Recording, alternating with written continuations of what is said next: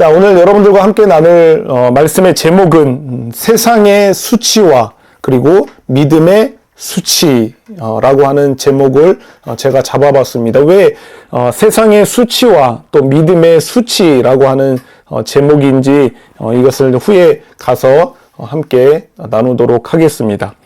우리가 오늘 함께 읽은 여호수아 5장 9절 말씀은 이게 창세기부터 쭉 이어져 오면서 이제 모세 오경이 끝나고 그 후에 이제 여호수아서가 시작이 되는데 우리가 다 아는 것처럼 이스라엘 백성들은 출애굽한 이스라엘 백성들은 40년의 그 광야 생활을 끝내고 이제 드디어 요단강을 건너서 그 약속의 땅으로 들어가게 됩니다.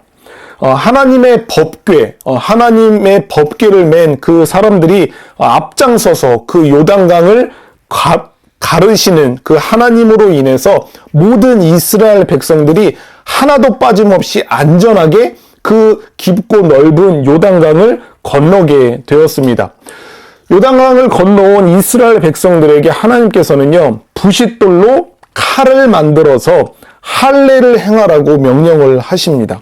그리고 나서 이스라엘 백성들은 그 하나님의 명령, 하나님의 말씀대로 할례를 행하였고, 할례를 받아서 할례를 막 받았기 때문에 제대로 움직이지 못하면서 그 할례한 부위가 낫기를 기다릴 때에 하나님께서 오늘 이 본문의 말씀을 이스라엘 백성들, 특별히 여호수아에게 이 말씀을 해주고 계시는 거예요. 여호와께서 여호수아에게 이르시되 내가 오늘 애굽의 수치를 너희에게서 떠나게 하였다 하셨으므로 그곳 이름을 무엇이라 하라? 길갈이라 하느니라 라고 이렇게 지금 여호수아에게 이 말씀을 해주고 계시는 겁니다. 오늘 이 말씀에서 보면은 읽지는 않았지만 이전에 이스라엘 백성들이 무엇을 행했다고 그랬죠? 길갈에서 무엇을 행했다고? 할례를 행했다라고 이야기를 합니다. 자, 여러분들 할례는 여러분들도 알고 계시는 것처럼 태어난 지 8일이 지난 그 남자아이의 그 포피를 제거하거나 아니면 절제하는 그 행위를 일컬어서 우리가 할례라고 그렇게 이야기를 합니다. 하나님께서는요, 이 할례를 가장 먼저 누구에게 명령하셨냐면은 아브라함에게 명령을 하셨습니다.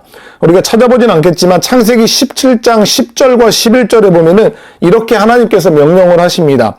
너희 중 남자는 다 할례를 받으라. 이것이 나와 너희와 너희 후손 사이에 지킬 내 언약이니라. 너희는 포피를 베어라. 이것이 나와 너희 사이에 언약의 표징이니라 라고 이렇게 처음으로 아브라함에게 이 할례를 명령을 하셨습니다. 그래서 이 명령이 있는 이후부터 이스라엘 백성의 남자들은 모두 이 할례를 행해 왔고, 그리고 그 후에 모세 때에 와서야 그제서야 비로소 공적 율법으로 이 할례를 제정을 하게 됐던 거예요.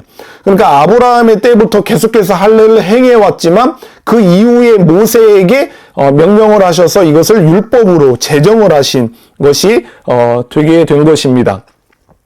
이런 할례는 여호수아 당시 그 이스라엘 백성들에게는요, 어떤 의미와 그리고 어떤 중요성을 가지고 있었는지를 우리가 알아볼 필요가 있습니다.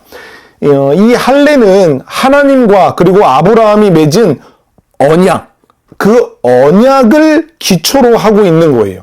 하나님과 아브라함이 어떤 언약을 맺으신 거예요. 약속을 하신 거예요.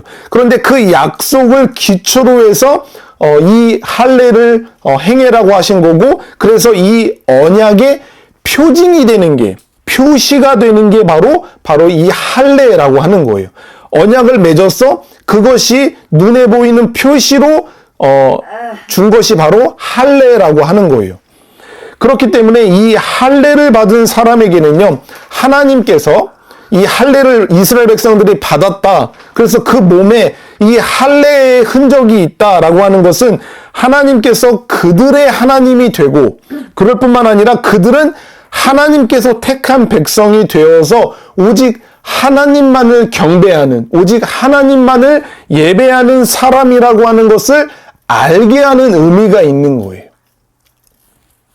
그래서 아주 쉽게 표현하자면은 하나님께서 택한 백성이라고 하는 신체적 표지가 무엇이라? 할례라고 할 수가 있는 거예요. 할례를 받았어? 그러면은 하나님께서 택한 백성이다. 할례를 안 받았어? 그러면 하나님께서 택하지 않은 백성이다 라고 하는 것을 우리가 알 수 있었다라고 하는 거죠. 그때 당시에는. 그래서 그때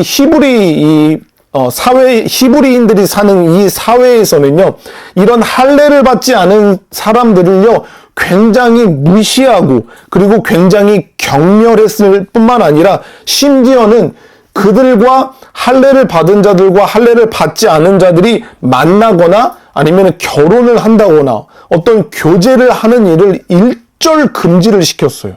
예. 그래서 어느 정도 있는지를 알겠죠. 내가 할례를 받은 사람이에요. 할례를 받은 히브리 사람이 있는데 할례를 받지 않은 이방 사람이다 라고 하면 그 사람과 어떠한 교제도 허락되지가 않았어요. 뭐 결혼은 당연히 말할 것도 없었죠. 왜냐하면 이것이 성경에 보면은 여러 성경 속에서 이 히브리인들이 할례 받지 않은 사람에 대한 어떤 그런 무시와 그런 어떤 경멸함, 이런 것들이 어때했는지를 성경에서 보여주고 있는데요. 제가 두 구절만 한번 읽어봐 드릴게요. 어떤 뉘앙스가 느껴지는지를 한번 보십시오. 사사기 14장 3절에 보면은 이렇게 기록이 되어 있습니다. 그의 부모가 그에게 이르되 내 형제들의 딸들 중에나 내 백성 중에 어찌 여자가 없어서 네가 할례 받지 아니한 블레셋 사람에게 가서 아내를 맞으려 하느냐라고 이렇게 이야기하는 거예요. 뭐가 좀 느껴지시죠? 아니, 야, 네가 진짜 어디 그 여자가 없길래 저기 할례 받지 않은 사람 그 여자랑 그 집안이랑 결혼을 하려고 하느냐라고 지금 이야기를 하는 거예요. 그리고 사무엘상 14장 6절에도 이렇게 말합니다. 요나단이 자기의 무기를 든 소년에게 이르되 우리가 이 할례 받지 않은 자들에게로 건너가자. 여호와께서 우리를 위하여 일하실까 하노라. 여호와의 구원은 사람이 많고 적음에 달리지 아니하였느니라 라고 하면서 저 할례 받지 않는 자들에게 우리가 가서 저들을 무찌르자 라고 그렇게 이야기를 하는 것을 볼 수가 있습니다. 그러니까 할례 받지 않은 자들을 어떻게 생각을 하고 있었는지를 이런 글로만 봐도 아주 잘 느낄 수가 있었습니다. 그래서 어떤 이는요 이렇게 이야기를 했습니다. 할례는 하나님의 백성된 자의 엄중한 책무이자 영예와 자긍심이 담겨있는 표시라고 이렇게 이야기를 하기도 했습니다. 그러니까 할례를 받았다라고 하는 것은 그 하나님의 백성된 자들의 어떤 아주 엄중한 무거운 책무이고 그 받았다라고 하는 것은 그의 영예와 그리고 자긍심이 담겨 있는 그런 표시다라고 그렇게 이야기까지를 했습니다. 이렇게 중요한 의미를 담은 이 할례를요, 오늘 요단강을 건너서 그 하나님께서 약속하신 그 약속의 땅으로 첫 발을 내딛는 그 출애굽 2세대, 그 출애굽 2세대는 이 할례를 받았을까요? 받지 않았을까요? 받지 못했습니다.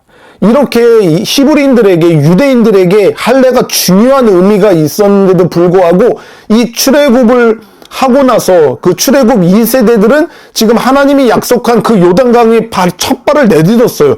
영광스러운 그 첫 발을 내딛었는데 그때 당시에 그 이스라엘 백성들의 남자들은 할례를 받은 사람이 없었던 거예요. 출애굽 1세대 백성들은요 할례를 받았었어요.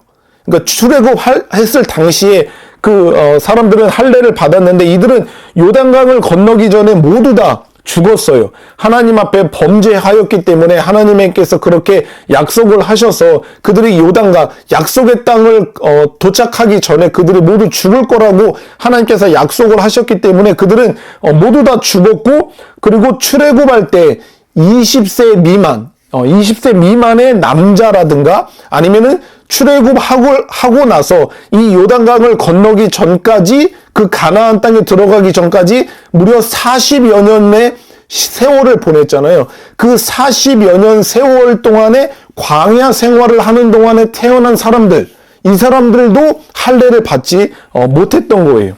그래서 할례를 받지 못했던 이스라엘의 이 출애굽 2세대가 요단강을 건너고 그 약속의 땅에 들어왔을 때 하나님께서는 이들에게 지금 너희 할례를 행해라 라고 명령하셨고 그들은 이 말씀에 순종하면서 이 할례를 행했던 것이었어요. 예.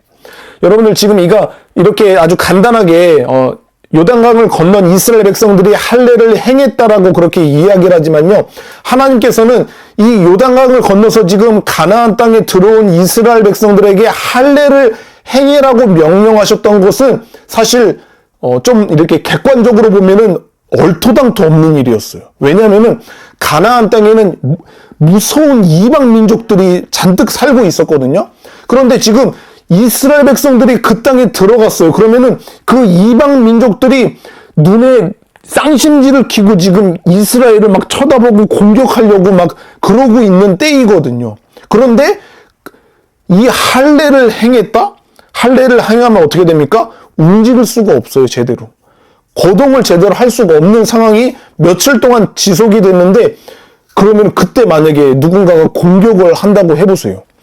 그럼 진짜 큰일 나는 거잖아요. 그런데 하나님께서는 그 이스라엘 백성들이 요단강을 건너서 가나안 땅에 들어오자마자 거기서 할례를 행해라고 지금 명령을 하신 거죠. 그런데 이스라엘 백성들은 그런 상황 속에서도 하나님의 말씀의 명령에 순종하면서 지금 여기서 할례를 행한 모습을 우리가 볼 수가 있습니다. 그래서 하나님께서는 이 할례를 행한 이스라엘 백성들에게 이렇게 말하는 거예요. 오늘 본문에서 내가 오늘 너희에게 애굽의 수치를 떠나게 하겠다. 할례를 행해서 지금 낫기를 기다리면서 움직이지 못하고 있는 그 이스라엘 백성들에게 여호수아를 통해서 말씀하시는 거죠. 내가 오늘 너희에게 애굽의 수치를 떠나가게 하였다라고 이렇게 말씀을 하시는 겁니다. 여기서 애굽의 수치, 애굽의 수치라고 하는데 이 애굽의 수치가 어떤 수치를 말하는 건지에 대해서는 크게 두 가지의 견해가 좀 있어요. 첫 번째는 이스라엘 백성들이 애굽에서 종살이를 했잖아요. 무려 430여 년 동안 종살이를 했단 말이에요. 그럴 때 이스라엘이 그 애굽으로부터 당했던 그 모욕과 수치, 이것을 가리킨다라고 하는 견해가 있고, 또 하나의 견해는 이스라엘 백성들이 출애굽을 하고 그 가나안 땅에 가기까지 40여 년 시간이 지났는데 하나님께서 약속하신 그 가나안 땅에 들어가야 하는데 그 들어가지를 못하고 이스라엘 백성들의 출애굽 1세대들이 그 광야에서 모두 다 죽었잖아요. 그러니까 그 모습을 보면서 애굽의 사람들이 아이고 그러니까 왜 나갔어? 거기서 다 죽을 거 거기 들어가지도 못하고 왜 그랬어? 라고 하면서 그 애굽인들이 이스라엘 백성들을 향한 또 하나님을 향한 그 조롱과 비난, 그 비웃음, 이것을 가리킨다라고 보는 견해도 있어요. 애굽의 수치라고 하는 의미가. 제가 생각하기에는 이 두 가지 다 애굽의 수치라고 하는 의미로 사용되어도 전혀 무방하다고 생각드는데 그 무게가 좀 더 실렸다라고 제가 생각하는 것은 두 번째 경우인 거예요. 그러니까 하나님께서 약속하신 그 땅에 하나님께서 이끌어 가서 그 땅에 들어가게 하셔야 되는데 그것을 들어가지 못하고 40년 동안에 빙글빙글 돌아다니면서 결국 그 황량한 광야에서 모두 다 죽어버린 이 모습을 보면서 애굽 사람들이 아이고 그러면 그렇지라고 하면서 손가락질하고 비난하고 그렇게 수치로 여겼다라고 하는 것을 이야기를 하는 이 애굽의 수치라고 하는 의미라고 보여지는 거죠. 바로의 억압에서 애굽의 왕이었죠. 그 바로의 억압에서 벗어나 출애굽한 백성들이 하나님께서 약속한 그 가나안 땅에 들어가지 못하는 것이 수치가 된다라고 하는 것을 여러 곳에서 이야기를 해주고 있어요. 자 보세요 여러분들. 집중하셔야 돼요. 바로의 억압에 있다가 그 출애굽한 이스라엘 백성들이 하나님께서 약속하신, 하나님께서 내가 너희를 이끌어 그 땅에 들어가게 하겠다라고 약속하신 그 땅에 들어가지 못하는 것이 이들에게는 굉장한 수치가 된다라고 하는 것을 성경이 여러 번 이야기를 해주고 있어요. 우리 하나 한번 같이 찾아볼게요. 한번 출애굽 32장을 한번 펴보실래요? 얼마 전에 우리가 다 읽었죠? 출애굽 32장을 보겠습니다. 32장 12절을 보겠습니다. 출애굽 32장 12절. 출애굽기 32장 12절. 자, 읽어볼게요. 제가 12절입니다. 어찌하여 애굽 사람들이 이르기를, 애굽 사람들이 이제 이렇게 말할 거라고 하는 거죠. 여호와가 자기의 백성을 산에서 죽이고 지면에서 진멸하려는 악한 의도로 인도해 내었다라고 말하게 하시려 하나이까 주의 맹렬한 노를 그치시고 뜻을 돌이키사 주의 백성에게 이 화를 내리지 마옵소서라고 이렇게 이야기하는 거예요. 그러니까 하나님의 약속의 땅에 들어가지 못하고 하나님이 그의 백성을 산에서 다 죽이시고 진멸하신 의도로 이스라엘 백성들을 출애굽시키신 거 아니냐라고 하는 말을 왜 애굽 사람들에게 듣게 하시려고 합니까? 라고 하는 그런 이야기를 들어서는 안 되지 않습니까? 라고 하는 이야기를 지금 하고 있는 거죠. 하나 더 찾아봅시다. 민수기로 한번 가봅시다. 민수기 14장. 민수기 14장입니다. 14장 15절과 16절. 이거는 같이 읽어볼게요. 시작. 이제 주께서 이 백성을 하나같이 죽이시면 주의 명성을 들은 여러 나라가 말하여 이르기를 여호와가 이 백성에게 주기로 맹세한 땅에 인도할 능력이 없으므로 광야에서 죽었다 하리이다. 그러니까 하나님께서 들어가게 약속을 하셨다라고 하는 그 땅에 들어가지 못한 것은 하나님이 그들을 그 약속의 땅 가나안 땅으로 들어가게 할, 그들을 인도할 능력이 없어서 결국 거기서 다 죽어버린 거 아닙니까? 라고 그런 이야기를 듣게 될 수 있다라고 하는 이야기를 지금 여기서 하는 거예요. 예. 뿐만 아니라 신명기 9장 28절에서도 이렇게 이야기합니다. 주께서 우리를 인도하여 내신 그 땅 백성이 말하기를, 누구예요? 애굽 사람들이 말하기를 여호와께서 그들에게 허락하신 땅으로 그들을 인도하여 들을 만한 능력도 없고 그들을 미워하기도 하사 광야에서 죽이려고 인도하여 내셨다 할까 두려워하나이다 라고 이렇게 이야기하면서 하나님께서 약속하신 그 땅에 들어가지 못하고 광야에서 죽었다라고 하는 것은 이들에게 굉장한 수치로 여겨질 수 있는 일이었음을 모세 오경을 통해서 우리가 확인할 수가 있는 겁니다. 이스라엘 백성들은요, 수많은 민족과 나라들 중에서 특별하게 하나님께서 그 민족과 그 백성들을 택하신 민족이에요. 택하신 백성들이었죠. 그죠?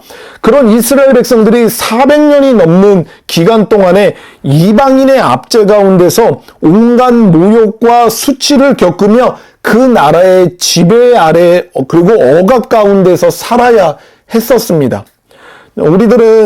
우리나라는 이 대한민국은 일본의 식민 지배를 몇 년 동안 겪었죠? 한 36년, 35년이라고 하기도 하지만 36년 동안 이 식민 지배를 라고 하는 이 역사를 갖고 있는 우리나라는 이스라엘이 애굽에 그 종살이 했다라고 하는 그 모습을 우리는 조금 더 잘 이해할 수 있을 거라고 생각을 합니다. 그렇죠? 땅을 빼앗겼죠. 자신의 나라에 대한 땅을 빼앗겼고, 그리고 자유를 빼앗겼어요.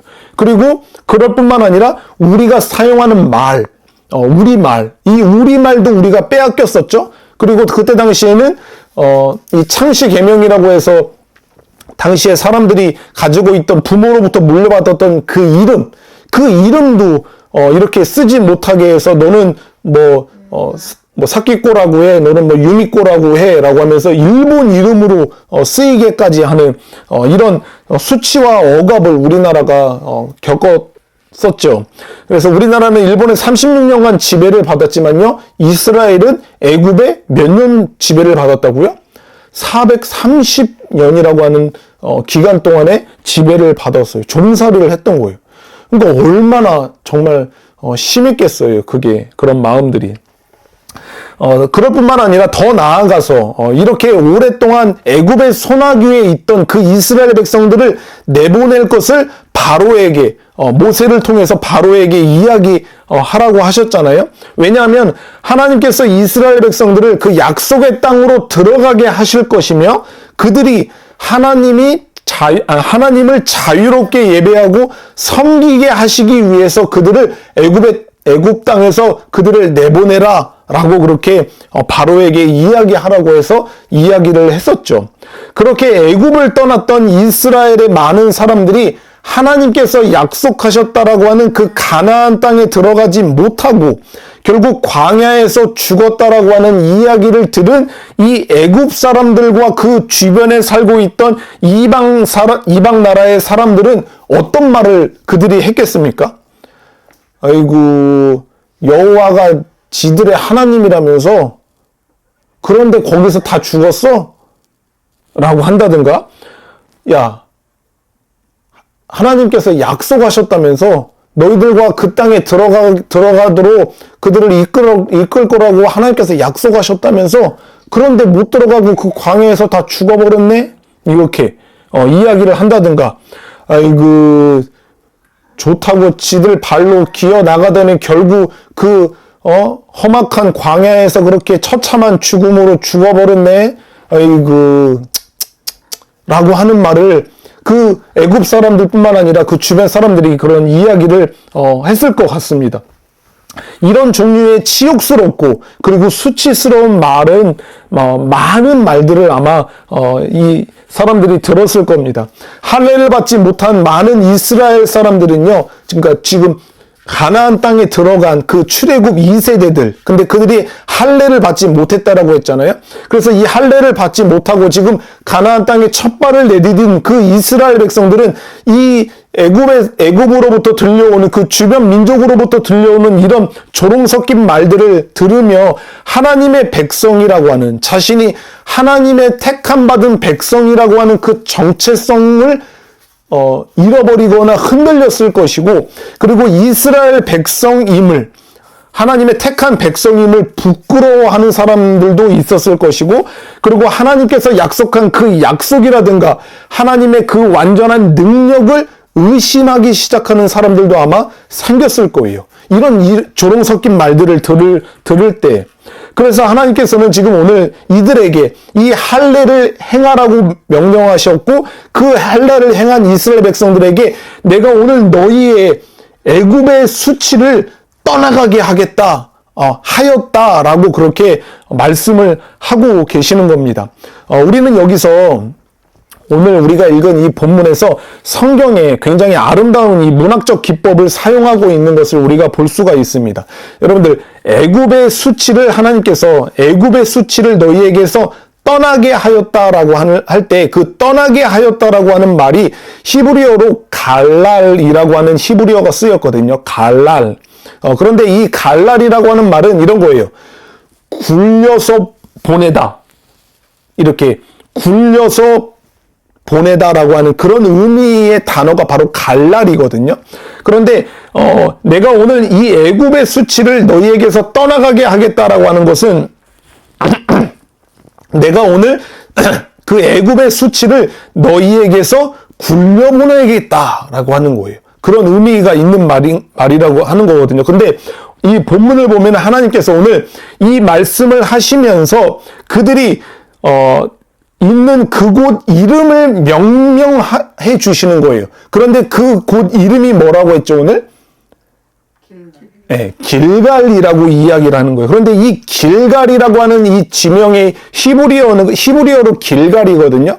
그런데 그 길갈이라고 하는 이 지명은 아까 이야기했던 굴려보내다라고 하는 의미가 있는 갈랄이라고 하는 그 단어에서부터 파생되어진 단어가 바로 길갈이거든요.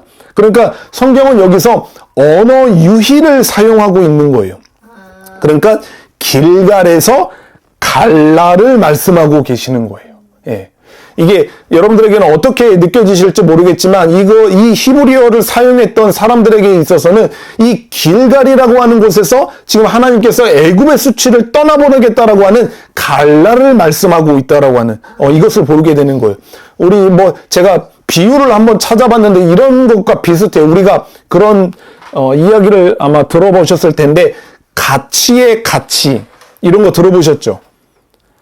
함께 한다라고 하는 그 가치에 어떤 가치가 있느냐라고 할 때 이런 언어 유희를 쓰잖아요. 지금 하나님께서도 여기서 지금 성경에서 그런 언어 유희를 쓰고 계시는 거예요.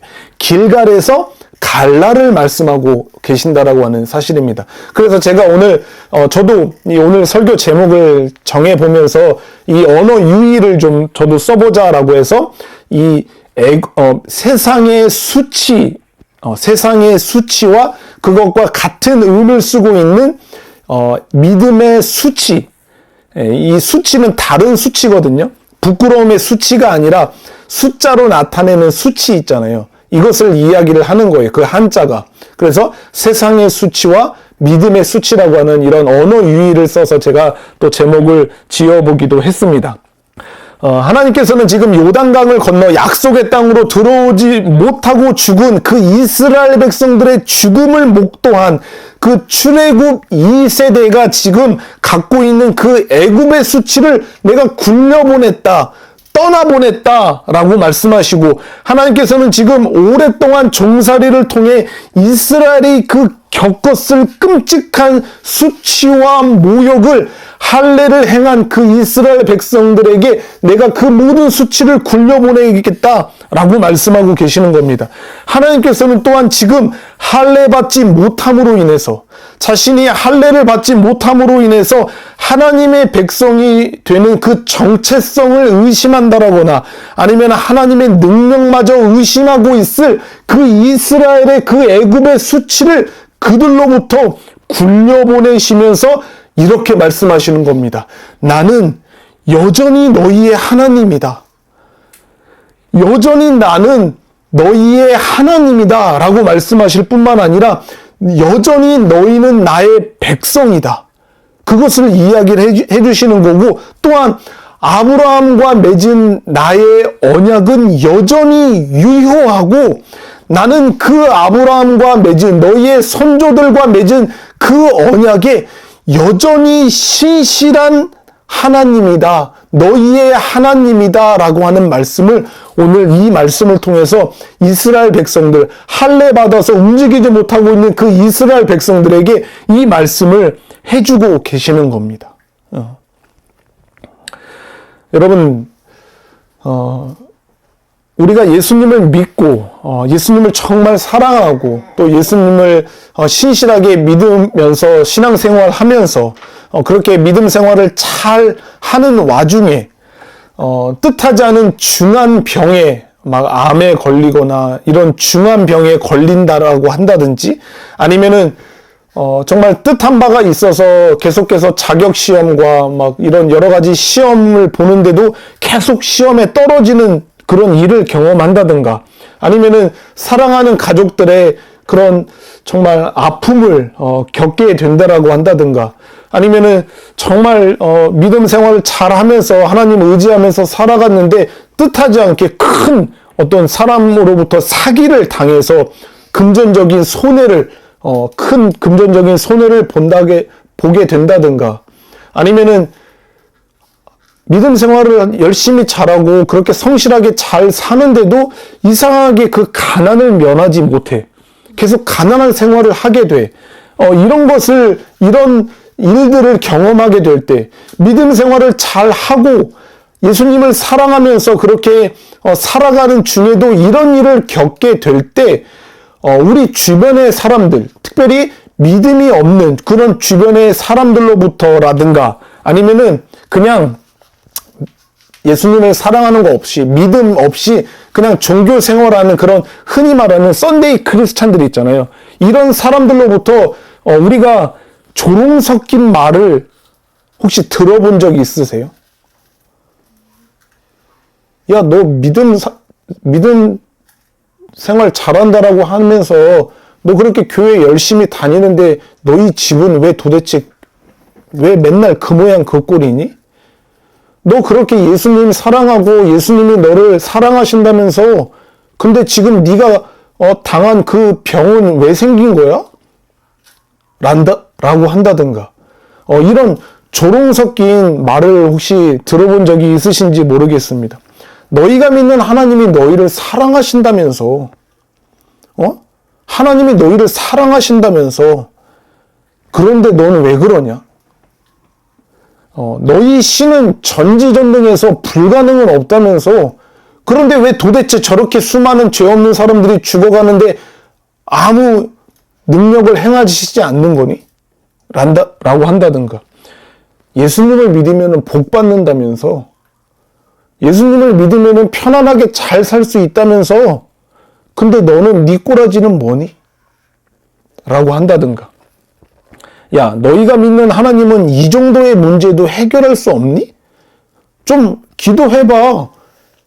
너희 하나님은 이 정도도 해결하지 못하는 신이야? 라고 하는 이 밖에도 더 정말 수치스럽고 조롱 섞인 말들을 우리 믿는 자들에게 그렇게 이야기를 할 때가 있습니다. 이런 상황에서 듣는 말들과 또 그들이 우리를 바라보는 그 눈빛은 신실한 믿음을 가지고 예수님을 사랑하면서 그 십자가의 길을 걸어가고 있는 사람들에게 때때로 굉장한 수치로 여겨질 때가 있습니다. 예. 우리가 오늘 좀 수치를 이야기를 하고 있는데 이 수치라고 하는 말은 창피하고 부끄럽다라고 하는 말이에요. 내가 믿는 하나님 전지하고 전지 능력 있는 하나님 맞지. 그리고 우리를 사랑하시고 우리를 누구보다도 아끼시는 하나님이신 걸 우리는 믿지. 그런데 세상 사람들로부터 그냥 믿음 없이 종교 생활이나 교회나 왔다 갔다 하는 그런 정말 그런 사람들로부터 우리가 이런 이야기를 듣게 되면은 정말 어쩌면은 우리들의 마음속에 깊은 곳에서 부끄러움을 느낄 때가 있고 수치스럽게 느껴질 때가 있기도 합니다. 좀 시간이 지나긴 했지만 정말 안타까운 그런 사건이 있었잖아요. 새벽에 교회에서 새벽 기도를 마치고 집에 가시던 그 권사님과 그 집사님 세 분이 그 교회 앞에 그 횡단보도를 새벽에 건너시다가 80대 그 운전자에 의해서 차에 치여갖고 그 자리에서 목숨을 잃은 사건이 있었어요. 세상 사람들은 이런 모습을 보면서 얼마나 믿는 사람들을 조롱하겠어요. 하나님 앞에 기도하겠다고, 그죠? 하나님을 사랑함으로 그 새벽에 잠 안 자고 나가서 새벽 기도하고 그렇게 새벽 기도하고 돌아가는 길에 그 차도 없고 사람도 없는 그 횡단보도에서 그 차에 치여서 죽은 모습을 보면서 얼마나 조롱 섞인 말들을 했겠어요. 속으로. 예. 그쵸. 또 우리나라에서는 좀처럼 있지는 않지만 여러 나라에서 기독교가 핍박받는 그런 여러 나라에서 교회가 예배드리는 도중에 그런 악한 사람들이나 아니면은 뭐 어떤 정말 좀 극단적인 그런 무슬림 사람들에 의해서 막 총질을 당해서 죽게 되거나 아니면은 교회가 불타는 일들이 있잖아요. 아니 음부의 권세가 해하지 못하는 그런 곳이 교회라고 한다면서 그런데 그 예배 시간에 예배하는 사람들이 죽어가는데 하나님은 도대체 뭐 하고 있던 거야? 교회가 불타는데 도대체 하나님은 뭐 하고 있던 거야? 라고 세상 사람들이 이야기하지 않겠습니까? 여기저기서 교회가 불타는 일이라든가 아니면 크리스찬들이 당하는 그런 재난과 사고들의 소식들을 들을 때마다 이 세상 사람들은 얼마나 교회와 그리고 믿는 자들에게 조롱의 말을 퍼붓 되는지 모르겠습니다. 이럴 때일수록 여러분들 기억하셔야 돼요. 이럴 때일수록 우리는요, 말씀 안에서 우리의 정체성을 더욱더 확실하게 해야 합니다. 우리가 어떤 사람들입니까? 예수 그리스도의 그 보혈로 우리들의 모든 죄가 깨끗하게 용서함을 받고, 그리고 그것으로 말미암아 우리가 거듭나서 이제 우리는 하나님의 자녀가 된 자들이잖아요. 하나님의 자녀가 된 우리잖아요.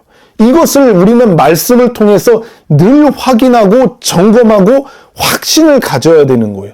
세상이 우리들에게 조롱 섞인 말을 쏟아 부을 때마다, 하나님에 대해서 그렇게 비방의 말을 쏟아낼 때마다 우리는 말씀 속에서 나의 정체성이 무엇인지, 내가 어떤 사람들인지를 말씀을 통해서 확인해야 돼요.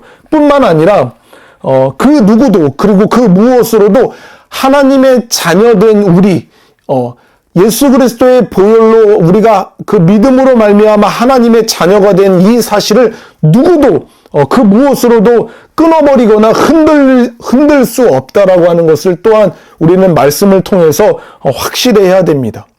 또한 그럴 때일수록 우리는 눈을 들어서 죽음의 돌문을 굴려버리시고 부활하신 예수님을 바라볼 때 하나님께서는 우리의 수치를 떠나가게 하여 주실 겁니다. 부활의 주님을 우리가 바라볼 때 죽음을 이기시고 승리하신 그 능력의 하나님 되심을 우리가 보게 될 것입니다. 그 수치와 조롱의 말을 부어지는 그때에 우리는 부활의 주님을 바라볼 때 모든 생명의 주권이 오직 주님께만 있음을 확인하게 될 것이고, 그리고 부활의 주님을 우리가 바라볼 때 고난당하고 그리고 억울한 죽임을 당한 그들의 부활을, 영광의 부활을 또한 확신하게 될 것입니다. 여러분들이 한번 생각을 해보세요. 예? 한번 여러분들이 상상을 한번 해보세요. 예수님과 그렇게 3년 반이라고 하는 동안에 먹고 자고 함께 동고동락했던 그 예수님이, 그 능력의 예수님이었던 분이 십자가에서 무기력하게 그냥 못 박혀서 돌아가 버리셨어요. 그리고 나서 무덤에 장사되시고 나서 3일 동안, 부활하기 전까지 그 사흘이라고 하는 동안에 그를 따르고 그를 믿었던 제자들이나 아니면은 이 사람들이 그와 함께 있었던 주변 사람들로부터 얼마나 많은 조롱과 멸시와 비난을 받았을지를 한번 생각을 해보세요. 예. 그 예수님을 따라서 모든 것을 다 뒤로 한 채 예수님을, 생명의 주님을 따르고 그분이 하나님이신 것을 믿으며 그분과 동고동락했던 그 예수님이었는데, 그분이 아무런 저항도 하지 않고 그 로마의 권력에 의해서 극악한 그 유대인들의 악함으로 인해서 십자가에 못 박혀서 그냥 죽어버리신 거예요. 그러니까 그 주변에 있는 사람들이 얼마나 그 제자들을 향해서, 그를, 예수님을 따랐던 사람들을 향해서 얼마나 조롱하고 비난했겠어요. 예수님이 하나님의 아들이라면서, 그런데 저렇게 그냥 죽어버려? 하나님의 아들인데? 아이고, 자신이 길이고 진리고 생명이라면서 자기가 죽은 자를 살리는 그런 능력을 행하면서도 결국 자신은 살릴 수 없었나? 이런 등등의 별의별 말들을 하면서 그 죽어갖고 무덤에 장사되어 있는 그 예수님을 바라보면서 그 제자들에게 얼마나 수치스러운 말들을 쏟아냈을지 상상이 됩니다. 이런 수치와 조롱을 받던 믿음의 자녀들에게, 주변의 사람들로부터, 가까운 그 지인들로부터, 그 믿지 않는 주변 사람들로부터 이런 수치와 조롱과 멸시의 말을 받고 있었던 그 믿음의 자녀들에게 예수님께서는요, 죽음을 이기시고 부활하셔서 그 수많은 사람들 앞에 나타나셔서 그 믿음을 가진 자들의 모든 수치를 제거해 주셨습니다. 예. 얼마나 하나님이 멋지신 분이십니까? 그렇게 부활을 목도하지 못했던 사람들이, 예수님의 죽음만을 바라봤던 사람들이 믿는 자녀들에게 수치와 조롱의 말과 비난을 쏟아냈었는데, 그 사람들 앞에 떡하니 죽음의 돌문을 굴려보내시고 그 부활하신 예수님의 모습을 보여주시는 거죠. 그럴 때야 비로소 그 제자들과 그분을 따랐던 사람들의 수치를 예수님이 떠나가게 하셨던 것을 볼 수가 있습니다. 이 땅에 발을 디디면서 우리가 믿음의 삶을 살아가는 우리는요, 우리의 영원한 롤모델 되시는 그 예수님을 본받아야 하는 줄 믿습니다. 히브리서 12장 2절에서는 우리에게 이렇게 이야기합니다. 믿음의 주요 온전케 하게 하시는 이인 예수를 바라보자. 그는 그 앞에 있는 기쁨을 위하여 십자가를 참으사 부끄러움을 개의치 아니하시더니 하나님 보좌 우편에 앉으셨느니라. 다시 한번요. 그 앞에 있는 기쁨을 위해서 십자가를 참으시고 그가 당하는 부끄러움을 개의치 않으셨어요. 그리고 나서 하나님의 보좌 우편에 앉으신 모습을 우리가 볼 수가 있습니다. 우리 주님께서도요, 이 땅에서 사시면서 당하는 그 부끄러움을 개의치 아니하시고 십자가를 참으셔서 이 영광의 자리에 앉으셨음을 우리는 분명하게 기억해야 합니다. 그래서 베드로전서 4장에서는 이렇게 우리들에게 이야기하죠. 만일 그리스도인으로 고난을 받으면 부끄러워하지 말고 창피해하지 말고 도리어 그 이름으로 하나님께 영광을 돌리라. 예. 우리에게 이야기하시는 거예요. 너희가 지금 믿음을 가지고 살아가면서 하나님을 의지하면서 살아가면서 십자가의 길을 걸어가면서 살아가면서 그 믿지 않는 사람들로부터 당하는 그 수치 부끄러워하지 말아라. 창피해하지 말아라. 오히려 하나님 앞에 영광을 돌려야 된다라고 그렇게 우리들에게 이야기를 하고 계시는 겁니다. 오늘 설교 제목이 이 세상의 수치와 그리고 믿음의 수치라고 이야기를 했는데, 이 세상의 수치라고 하는 것은 바로 이 애국의 수치와 같은 그런 말을 하는 거지만, 이 믿음의 수치는 그런 거거든요. 이것을 믿음이라고 하는 것을 어떤 숫자로 수치화할 수 있는 것은 아니에요. 그렇지만 이 하나님을 더욱 의지하고요, 그리고 하나님을 더욱더 신뢰하고 사랑하는 마음이, 그 믿음이 더욱더 크면 클수록, 그 믿음의 분량이 더욱 크면 클수록, 그 믿음의 수치가 더욱 크면 클수록 이 세상으로부터 받는 수치가 더 커져갈 수밖에 없는 거예요. 그게 하나님의 원리예요. 그냥 적당히 이 세상과 타협하면서 그냥 자기 쾌락과 이 세상의 자랑을 누리면서 살아가는 그 믿음의 수치를 갖고 있는 사람들은요, 이 세상으로부터 당하는 그 수치도 현저하게 적습니다. 아니, 어쩌면 거의 없다라고 할 수가 있는 거예요. 이 세상의 수치와 믿음의 수치는 그래서 비례하게 되는 겁니다. 세상의 수치는 더욱 많아질 수밖에 없는 거죠. 믿음의 수치가 많은 사람들, 큰 사람들일수록. 왜냐하면 세상은 예수 그리스도를 미워하고 예수 그리스도를 싫어하기 때문에 그렇습니다. 사랑하는 여러분, 그리스도의 이름으로 사람들로부터 조롱과 멸시와 수치를 당할지라도 부탁을 드립니다. 복음을 부끄러워하지 마시기를 바랍니다. 그럴 때 우리는 예수님을 생각하며 끝까지 믿음으로 견디면서 하나님께 영광을 돌릴 수 있는 그런 믿음을 소유하시기를 예수님의 이름으로 축복드립니다. 우리 하나님께서는요, 당신의 자녀들이 이 세상에서 당하는 그 조롱과 그 수치를 반드시 굴려 떠나보내게 해주실 것입니다. 하나님께서 약속하신 그 마지막 날에는요, 그날에는 모든 사람들 앞에서 그 심판주 되신 예수님께서 우리를 그 수많은 사람들 앞에서 높여주심으로 말미암아 우리의 모든 수치를 예수 그리스도를 의지하고 사랑하면서 살아가는 이 세상에서 살았던 모든 사람들의 수치를 완벽하게 제거하고 하나님의 영광 가운데 우리를 올리셔서 그분과 영원한 삶을 살아가게 하실 줄을 믿습니다. 할렐루야. 정말 우리에게는 그 날이 반드시 오게 될 거예요.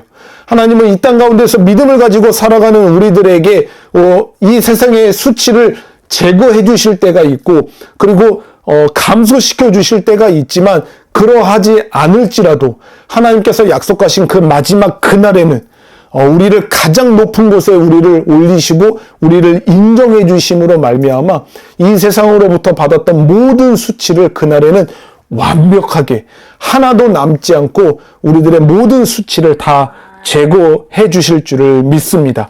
그런 믿음을 가지고 살아가는 우리 모든 살아나는 교회의 지체들이 되기를 주님의 이름으로 축복합니다.